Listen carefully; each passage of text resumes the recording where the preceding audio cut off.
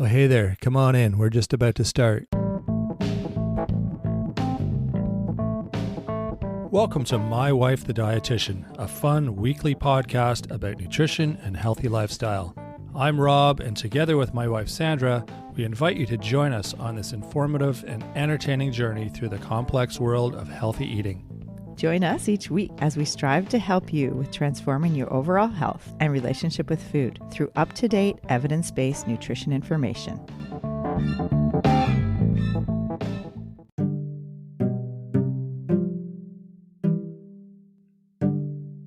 With summer season comes wildfires and air quality advisories.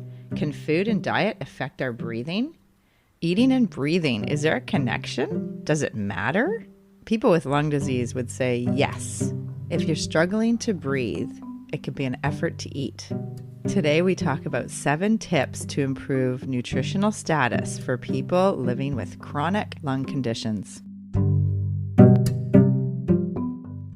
It's Rob and Sandra, and this is My Wife the Dietitian. Hello, Sandra. Hey, Rob. How's it going? Good. How are you?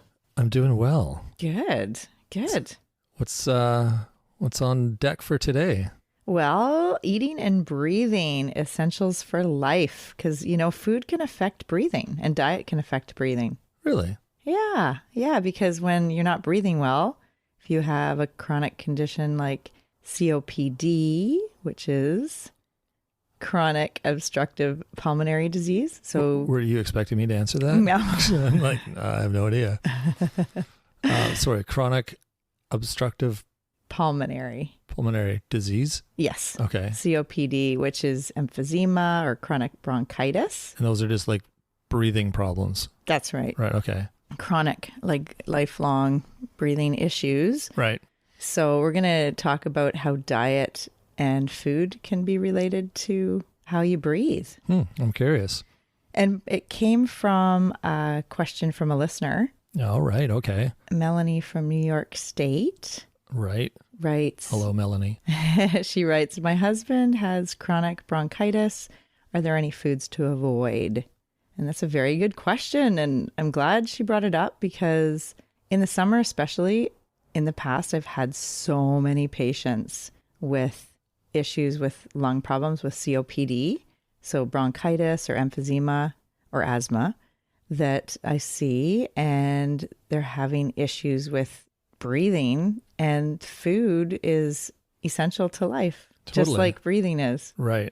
I would guess that the breathing problems initiate from environmental factors. Yeah, generally the biggest culprits for these breathing problems stem from smoking or air pollution or working in an environment where the air is not clean or there's toxins in the air. If you're doing that as a lifelong profession, right, then that can affect your lungs. Yeah, for sure. There's lots of those types of things. Yeah. And years ago, I wrote an article for the local newspaper about this issue just because it was during the summer.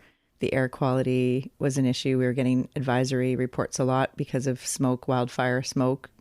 And, there is this link with eating well and keeping yourself strong, even if you have COPD or bronchitis or emphysema or some other chronic lung condition. Right. Nutrition is so important. It's so important. So anyways, so we're jumping into it already. Okay. One other question for you. So it's environment. It's like caused through environmental things. It's not caused by diet. That's a good question. Definitely the biggest culprits, as I mentioned, are air pollution and smoking. Okay. And the thing is, if you have COPD, then you're more at risk for other health problems. So it's a vicious cycle, really. Right. Like heart problems, congestive heart failure, other issues with your immune system is a big thing because if you're not breathing well, remember we talked about immune health and how to keep yourself strong. Oh, like a really long time ago. I think it was like our second or third episode. Really, really good information in that episode. Yeah, episode 3 and 4. I was impressed by us. Yeah, there was part 1 and part 2. Being podcast newbies back then, I think we banged out a pretty good one. Yeah, definitely. I mean, and it's got so much good information about keeping your immune system strong through eating well and certain foods and all that. And that's so important when you have chronic COPD. Yeah, I remember being very impressed with your knowledge because it just kept spewing out in those episodes. Okay. Yeah. Oh, yeah. You're not so impressed anymore. Well, I'm used to it now. I expect it now. But back then I was like, holy, you know a lot of stuff. I'd never seen that side of you before. Oh. So, yeah. I don't just talk about it in our, dining room conversation, I guess. Well, I guess you just answered some of my quirky questions.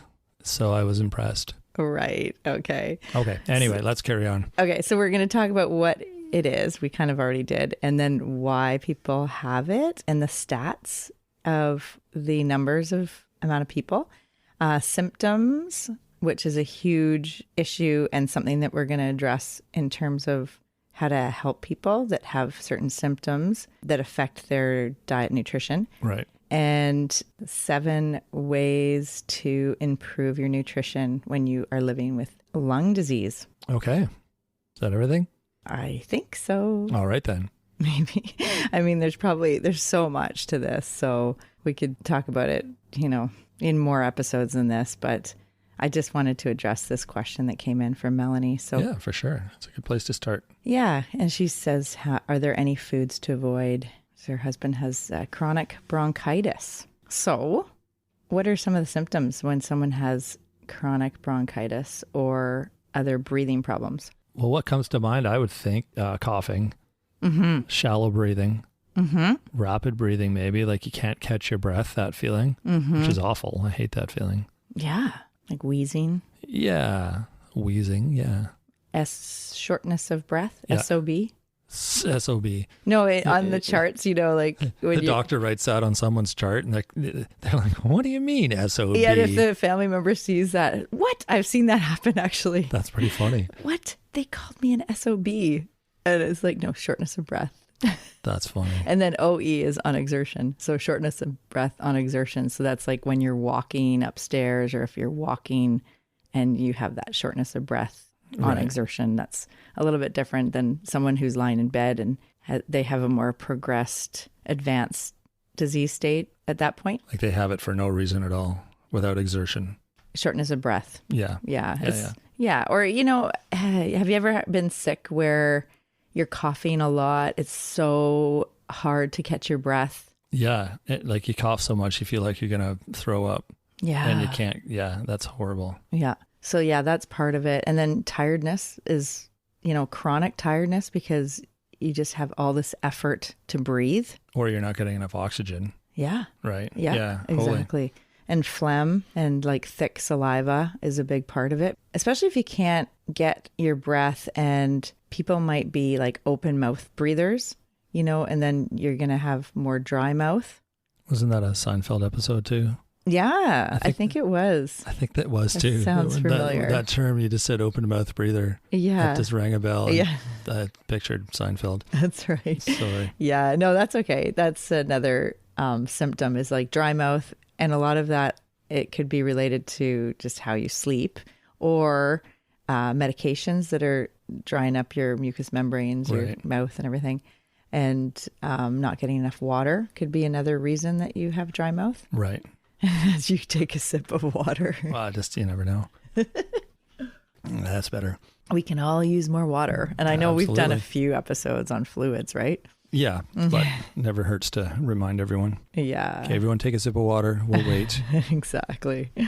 Yeah, there's about 30 million people in the U.S. with COPD. Wow, really? Yeah. Holy smokes. Yeah, it's a huge amount of people, number of people. That's massive. Holy moly. I know. And the other thing is, if you have a chronic lung condition, as I mentioned before, it really increases your risk for other health problems with your heart, having more susceptibility to frequent colds and flu and respiratory infections in the winter and flu season. Yeah. So that's extra important to watch your diet once you're at that stage, right? Mm-hmm. Yeah. Yeah. Yeah. And a lot of people actually struggle to maintain their weight while they have COPD. A lot of people that have a chronic lung condition are underweight and struggle to maintain their weight. And partly, I mean, that could be the issue, or being overweight is another thing that people deal with. And, you know, that can stress heart and lungs to be overweight. But underweight is something I see a lot because it's just such effort to breathe and to get through life. And you're not getting the calories just because it's work. It's work. Wow. It's work to eat. It's work to make meals. So that's part of our tips at the end, is making things more convenient and simple, but still healthy. Right. Yeah, exactly. Yeah. So some of the other symptoms that can happen, and it's sometimes related to the dry mouth, and you get taste changes. You have a lower appetite because you're not really hungry if you have dry mouth, and there's foods aren't tasting like they should. And then low appetite means that you're not eating as well. And then you're losing weight, and exactly. It's just a vicious cycle. It's a vicious right? cycle. Yeah, I can see that. And also, actually, gas and bloating and reflux is an issue for people that are dealing with lung problems. So it's like the pressure of up on the diaphragm. Right. And so having carbonated fluids, for instance, or deep fried, greasy foods can make things worse because it makes that reflux worse. And then you get more gas and bloating, and the carbonation is causing more burping, and there's not a lot of space. Like if you're having issues with your lungs, do you remember when I was pregnant and there was so much, you know, like you got this baby and it's pushing up on the diaphragm. You don't have a lot of room to breathe. Yeah, exactly. Yeah. So it's similar, similar symptoms for people with chronic lung conditions because the breathing is such an issue. And it's same thing with like end of, pregnancy, like the last trimester when you're so big and just everything's all pushed up. Yeah. It gives you more, like it's just a lot of effort to breathe. And then the baby comes out and there's that huge sigh of relief. or not. Or not. Right. Life is different. Yeah. No, it's I guess you don't think about it if you don't have a problem with breathing. If you're a man? No, if you don't have a problem with breathing, you don't realize that diet can affect your breathing and that food can affect your breathing. Exactly. Yeah, I had no idea. And it's kind of like with a lot of the other conditions and diseases we talk about, like kidney stones or gall issues, like gallbladder issues. If you've never had a problem, you don't even think about it. Yeah, exactly. But lungs and breathing is essential to life. Like we need air, we need to breathe. And so if it's an effort to breathe, then everything in life is an effort. True. So it really impacts quality of life, the COPD. So to keep yourself strong and having your health as like a really big priority is really important when you're living with a lung disease, because otherwise it's a vicious cycle downward. Yeah, totally. Yeah. Yeah, I'm anxious to see what the foods are. I still can't wrap my head around how food is related to breathing, but I'm sure it'll all make sense once I hear this list of foods. Well, it's not a list of foods per se. We have 7 ways to improve nutrition with COPD. Oh, I see. Okay. And part of that is things to reduce, like I mentioned the carbonation, remember? Right. Yeah. Okay. And I mentioned the deep fried fatty foods. Right. Because that can cause like bloating and gas and because of how it's being processed by your body. Is that? Yeah, and it stays in your stomach longer. Like if it's greasy and fatty and fried foods, right. It's sitting there. It's not getting digested. Right. So that can cause gas and bloating and reflux. So that kind of makes the breathing more difficult. Okay. But the number one thing, so let's go back to the list and let's start from number 1 is... Of the 7 ways to improve. Yeah. Number 1 is to make sure that you're eating, because the thing with having a chronic lung disease, you can lose your appetite and just not want to eat. And that's the worst thing that you can do. Actually, you should be eating, if you could, try to eat small, frequent meals and snacks. So eat like every 2 to 3 hours. It's really important that you don't just eat one meal a day, because you're not going to get the nutrition in one meal that your body needs. And it's going to be a lot to process. Right. That makes sense. So you got to eat to get your nutrition, because you're in a state that requires extra help. Yeah, Right. exactly. And remember, we need nutrients through our diet to keep our system strong. If you're not eating, like if you just don't have an appetite and you go the whole day without eating, and maybe you have some toast and peanut butter for dinner, and that's your day, that's not enough to fuel your system. Oh, yeah. And then you will be more susceptible to colds and flus, and your immune system is just not as strong. Yeah. Yeah. So it's tricky for people, especially if you live alone and if you're, having to make your own food and get groceries.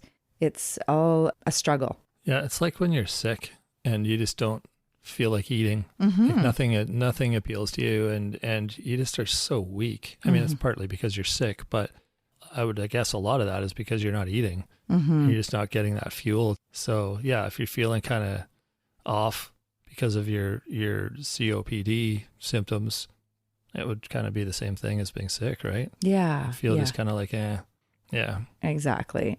And part of the, eating small frequent meals and snacks. So, 3 meals and 3 snacks would be good.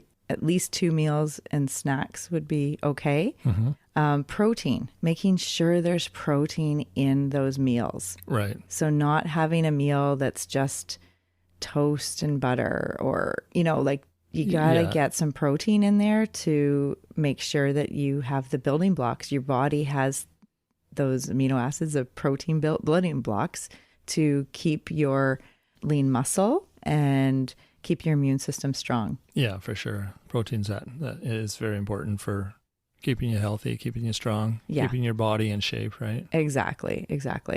So that's kind of all wrapped in the first tip. Okay. So protein and small frequent meals and snacks, like every 2 to 3 hours. Okay. What are some protein foods? Well, you said toast. I'm thinking peanut butter could go on toast. Yogurt, cottage cheese, obviously meat, fish, beans, nuts and seeds, all your tofu-y kind of things for people who don't eat meat. Yeah, exactly. Milk. Yeah. Milks, eggs. Yeah, those are all good. And actually, number 2 is soft, moist foods, so easy to eat. Yeah, I was thinking that. Smoothies maybe, and soft things you put in a bowl. Yeah, you mentioned like cottage cheese, yogurt. Those would be probably good.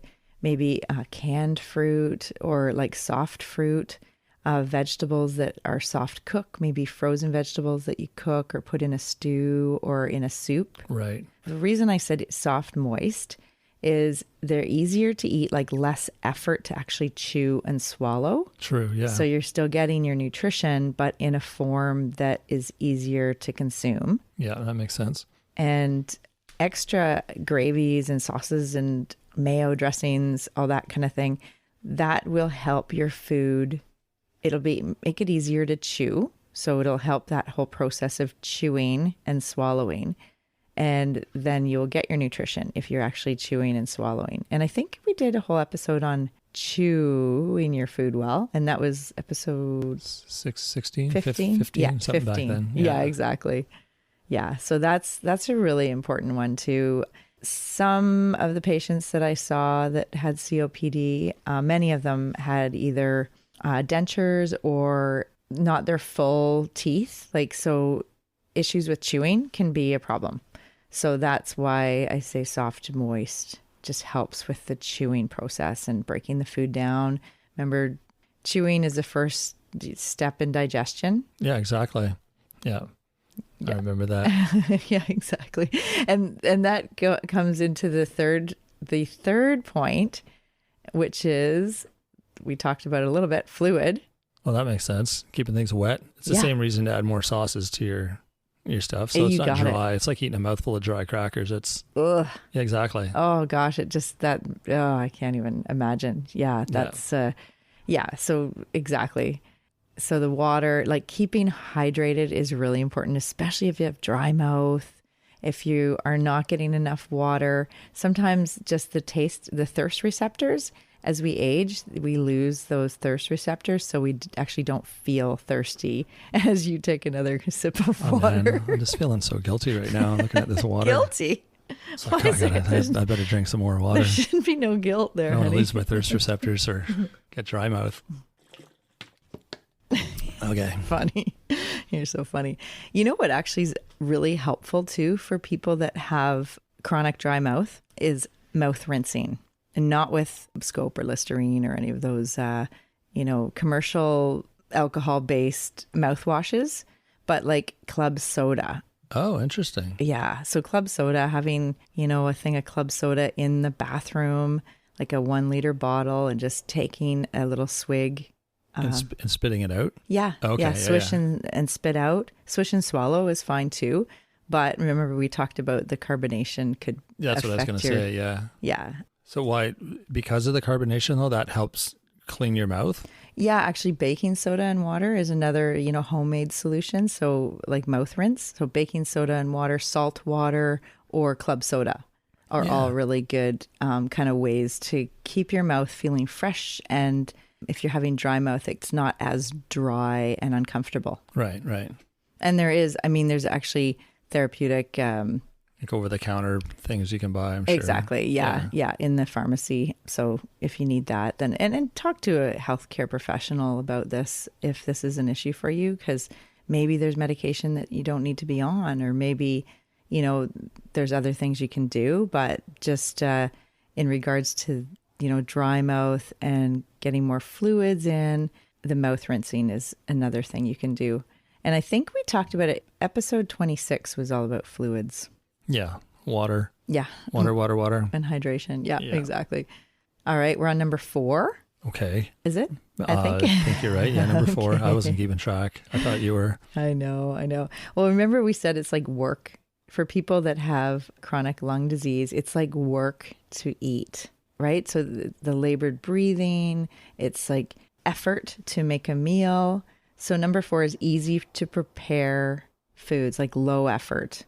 Right. That makes sense. Sure. Yeah. So like having a plan. So plan ahead, when you have some energy, maybe batch cook, make foods ahead of time and freeze them, or have, a few days ahead in your fridge so that like soups or stews or foods that are easy that are going to give you good nutrition. And especially, because you probably have good days and bad days, and higher energy days and times of the day, and lower energy times of the day. So you take all that into account with your plan to make your own foods that are healthy and that you can chew and swallow easily. Yeah, that's good advice. I bet there's a lot of people with this condition who don't realize that being tired is a symptom of it. They might just think, oh, it's just me.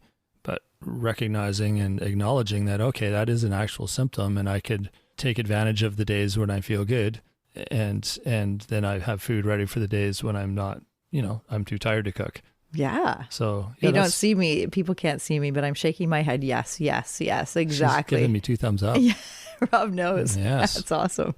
This is good. Yeah. And the other thing with point number 4 about easy to prepare foods is try to enlist friends and family. Yeah, I was going to say that too. Help with groceries, or get a grocery delivery service, like get your groceries online and then have them delivered. Or there's like lots of meal services out there in different communities where food can come to your door that's, healthy and nutritious, and then low effort.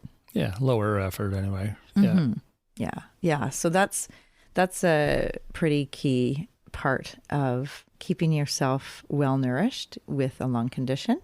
Number 5 is making sure you're including some vegetables and fruits, because you need those antioxidants. That's on every list. It is. Every list we've ever made says that. Pretty much. Yeah. That, drink water, fruit and vegetables. Yeah. And so the episode 17 was all about fiber. And part of it is getting some fiber in the diet so that you're not getting constipated, because that's another symptom that I notice people with lung disease. It seems a weird connection, but it's usually diet and food related, just not getting enough fiber in the diet, I not getting see. enough fluid. Fluid, yeah. And then you can get constipated. So that's another problem that you're dealing with in addition to labored breathing. Right. So including vegetables and fruits, we talked all about the immune health, episode 3 and 4, and it talks about the dark green leafy veggies and dark orange vegetables and fruits. So those have remember the orange ones have beta carotene. Right. Really important for nutrition for your immune system. Okay.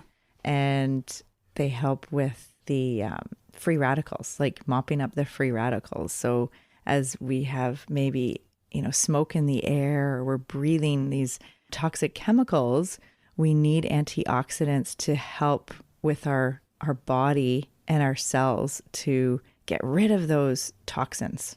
Oh, interesting. Okay. Yeah. So once they're in your system, then the free radicals kind of take care of. No, those are free radicals. So the antioxidants sorry, that's what I meant. Yeah, they take care of the free radicals. I think we had an analogy in one of the episodes in the immune. It was the immunity one, yeah. The free radicals are like rust on the car, right? Yeah. Is that the one? Yeah, exactly. The antioxidants are like whatever it is that fights the rust. Yeah, exactly. Yeah, okay. Yeah, exactly. You got it. And the antioxidants, we get them from lots of fruits and veggies. Yeah. Colorful fruits and veggies. Exactly. And plant foods. So we get some antioxidants from the polyphenols, from the berries that have dark colors, like the cherries and the blueberries and blackberries. So all the berries and the green leafy vegetables have antioxidants.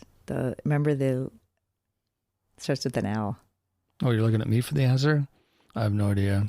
Something. Good for eye health. Oh, lutein. Yes. Oh, look at me. Yeah, there we go. That's a really good antioxidant that helps.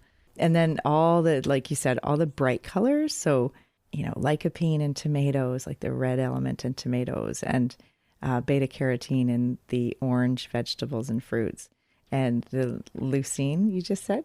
No, lutein. Thank you, lutein. And what else? That's in like beta carotene stuff, right? If it's good for your eyes, I'm guessing it's in like orange stuff, I bet. Yeah. And do you remember we did episodes on eye health? Mm-hmm. A whole episode on eye health. It was like number 11 or something, 10 or 11 back there. And then we did an episode on skin health. Right. Yeah. And that's orange vegetables for skin health. Exactly. Same reason. Really? Yeah. Because of the beta carotene creates collagen or something, or is somehow related to collagen, which is good for your skin? Our skin is our protection for immune system, just like our lungs are. Right. Because it helps to prevent invaders from getting in. Oh, interesting. So our lungs are detoxing, so our systems for detoxification are our skin, our lungs, like breathing, our bowels.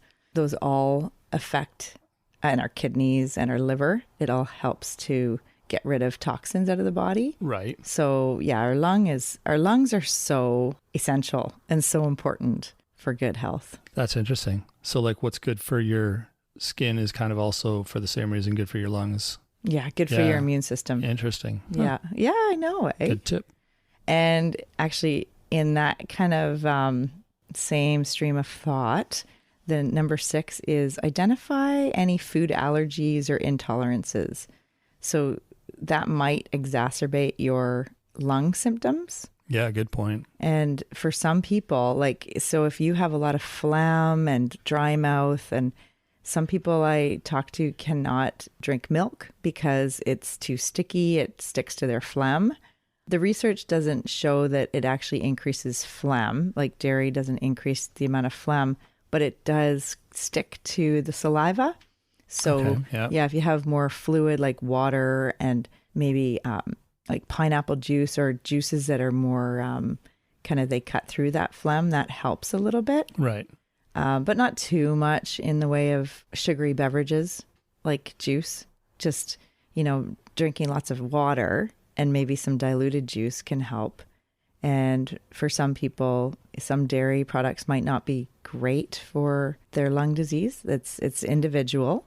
Other people might have intolerances, with gluten, or they might not tolerate fried food. So it's quite individual, but it's a good thing to identify if you're having any food allergies or intolerances, because that can affect your breathing also. Good to know. Just like kids with asthma, you think of, a lot of times they might have some food intolerances or allergies to like different food dyes and preservatives in the processed foods. Okay. Those are like triggers? It could be. Yeah. Yeah. Okay. For asthma. Yeah. So, there's so much to know, eh? There really is. Yeah. So now are you understanding that food can affect breathing and diet can also affect your breathing? Yeah. I mean, it's not a direct relationship. It's more like indirectly it affects your body in a way that affects your lungs. Exactly. Yeah, exactly. Okay. And there's so many symptoms if you have a lung disease that diet can make it worse or make it better. Right. So the last one, that last tip to how to improve nutrition with a chronic lung condition is watching the amount of salt and sodium in your diet. Oh, really? Yeah. Yeah. We didn't mention that one of the symptoms could be edema. So fluid restriction, fluid retention. So you get, what's that word? Bloated. Like your like a feet and your ankles and your, ankle swelling. Exactly. Yeah. Yeah. So then you might be more salt sensitive, and watching the amount of sodium in your diet is important. So reading those food labels, looking at, I think we did episode 9 was food labels. Right. Right. And also the one with Joni Rampola we did on... recently on the grocery shopping. Yeah. Yeah. Yeah. So that can... We did one on salt too. Mm-hmm. I think it was a Nutrition Nuggets. Yeah, that's right. So there's lots of blood info. Pressure and sodium and salt. Mm-hmm. And because that is really important if you do have edema, if you have problems breathing and it's like a struggle to breathe. If you're having foods that are like lots of ultra processed foods or fast foods or foods that have a lot of salt in them, that can impact your health too. And also the thing is, if you have dry mouth and taste changes from medication related or for whatever reason, you might be adding more salt to get the taste of the food. And that actually is not helping. Yeah, true. I can see that. I can see why you would add it. Yeah. But it's a bad thing. No, exactly. Yeah. So look for some other way to get what you're getting from the salt. Exactly. Like a Mrs. Dash type thing, or like a spice seasoning that doesn't have salt in it. My go-to is? What's that? Hot sauce. Right. Hot how sauce. How much sodium's in that? That's a good question. It's usually vinegar based. Yeah. That's where you're getting the punch from. True. Let's look into that. Yeah. I'm sure there's a bit, but I don't think it's a salty kind of, I don't think. I might be completely out to lunch, but we'll get back to you on that. Well, and I think there's so many different types of hot sauce. Like, so some might have, hidden sodium. True. Where others might not. Yeah. You're not adding a lot. I mean, it doesn't take much to sort of add a bit of punch of flavor to your whatever. Yeah. Yeah. So there you go. That's my tip. Good tip. I like that. Yeah, thank you. It might not be great for people that. There's a caveat. What I've noticed is, and it's not across the board at all, but some of the people that I talk to with COPD can't take spicy foods. They just don't they like more bland foods. Oh, really? Yeah. Yeah. So, I mean, it might be, I don't know why, but. Oh, well, there you go. Part of it is the reflux, I think. And we did one on episode 31 on feeling the burn, the heartburn. Oh, heartburn and all that. Yeah, because that talks all about like foods that can make the heartburn worse and foods that can help. Okay, yeah. So use at own risk if you're trying to add some spice with your hot sauce. Is that what you're kind of saying? Yeah, I guess what I'm saying is maybe, when you said spice with your hot sauce, I thought that's what it is. Well, I mean, add some flavor with your hot sauce. Oh, there we go. Sorry, Okay, that's okay. Yeah. And just maybe not use salt for flavoring. Yeah. Because that might just make your ankle swelling worse or any fluid retention or edema worse. There you go. Yeah. So should we go over those 7 ways to improve your nutritional status. Yeah, we probably should because I've forgotten a few of them already. Okay, one is eat small meals and snacks. Small meals, yeah, that makes sense. But like, frequently, yeah. Yeah, every 2 to 3 hours. So don't not eat because don't skip meals for long periods because that kind of can make things worse. Right. And in addition to the small meals and snacks is making sure you get a protein in each meal. Yeah, that's important. Protein source, yeah. Keep your body strong. That's right. The building blocks for your immune system and to keep your lean muscle. Yeah, exactly. And then the next one was having foods that are soft and moist. Yeah, that makes sense. Makes it easier to eat, right? Easy to eat, that's right. Yeah. And then third one is fluids. Right, hydration. So lots of hydration, lots of fluids, sipping between meals, have a drink like some sort of water or something with a meal. Yeah. So that helps with the soft, moist foods too, to help with chewing and swallowing. Right. And also with the fluids, mouth rinsing with club soda or salt water. If you have dry mouth kind of issues. Yeah. Exactly. And number 4 is the easy to prepare foods. So lower effort or recognizing when your energy is a bit better and to batch cook and get some meals that are prepared in advance. Yep. Or use those services. Well, that's the next one, right? Get help. Yeah, that's part of it, actually. That's part of number 4. Okay. Ask for help. Use those services that the meal preparation or the meal delivery services, all those, lots of options out there these days. Exactly. Yeah. And number 5 is including vegetables and fruits for those antioxidants. Always. It's helpful for fiber too. And then number 6 is identifying food intolerances and allergies, if that might be making things worse for your breathing. Yeah, contributing to the symptoms, right? Exactly. And the last one is watching how much salt and sodium is in your diet, because this can make edema or fluid retention worse. Right. There you go. Sandra's top 7 COPD symptom something or other, whatever the title will be. There's symptom management, eating and breathing, essentials for life. Nice. Yes. And I hope we answered Melanie's question from New York. Yeah. She's probably just madly scribbling down all these notes.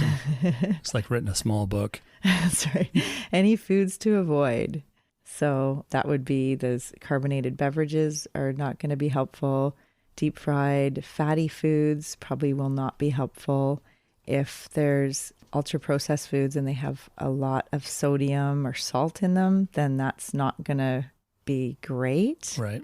So all of those and foods that are, I didn't say this, but it kind of goes with the soft, moist foods. Anything that's really difficult to chew and swallow. So like crusty rolls or like big, sticky things too, maybe? Sticky things or hard, difficult, like dry meats. Oh, right. Yeah. Those can be really hard for someone who's having breathing issues. True. To get through that meal. So anything that's going to be a lot of effort to eat. There you go. Good tips.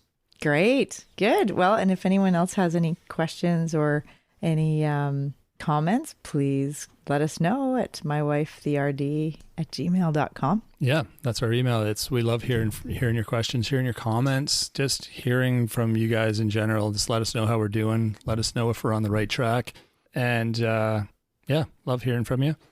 You can check out the website as well. That's mywifethedietitian.com. There's lots of new information up there all the time. Fun blog articles to read, all sorts of different things. There'll be some courses coming up too that you guys will be able to sign up for. That'll be probably down the road. We'll start doing those. And we've got our social media pages as well. We're on YouTube, Instagram, and Facebook. And there's new things popping up there regularly. So be sure to check those out. Like them, join the page, whatever you got to do just to help support us and keep it going. And we will be back on Wednesday with another Nutrition Nuggets. And then following next week, another episode, another full episode like this one. So yeah, keep listening. We really appreciate everyone supporting us and coming out every week. It's been awesome. Yeah, it's so cool to see the map of where everybody is in the world. There's just so many listeners, like globally. It's incredible. Yeah, I'm making this big map. I'll post it once it's done, but we kind of have analytics of cities that we have listeners in, and it's pretty amazing. There's like hundreds of cities all over the world. It reminds me of like, when you're traveling or you've traveled and you have the map with pins in it. Yeah, with pins. Like, on the wall you have like where you're going to go or all the places you've been or the places you want to go. And you've got all the different colored pins. Well, it's kind of like that map. And it's like mind blowing. I had no idea. There was like people from like every continent. And it's just like all the people from all the listeners from all over the world. It's pretty exciting. And we appreciate that you take your time and listen to us banter back and forth. We are in a lot of ears. Yeah, we appreciate that. Absolutely. Yeah, no, we really do. It's amazing to see the support we've been getting for this. So, yeah. Yeah, and we'd love to hear from you. If you have any questions like Melanie's today, then please forward your question and we'll hopefully address it on one of the episodes. Right on. Okay, well, have a good week, everyone. We will be back in your ear next week. Thanks, Rob. Thanks for joining us today on My Wife the Dietitian. If you like what you heard, don't be shy. Leave us a comment or review and be sure to share our podcast with your friends. If you'd like to hear more, hit that subscribe button. You can also follow us on our social media pages for updates, episode trailers, and other odds and ends. For more info and links on what we discussed on today's episode, check the show notes. We'll be back next week with another informative and fun-filled episode.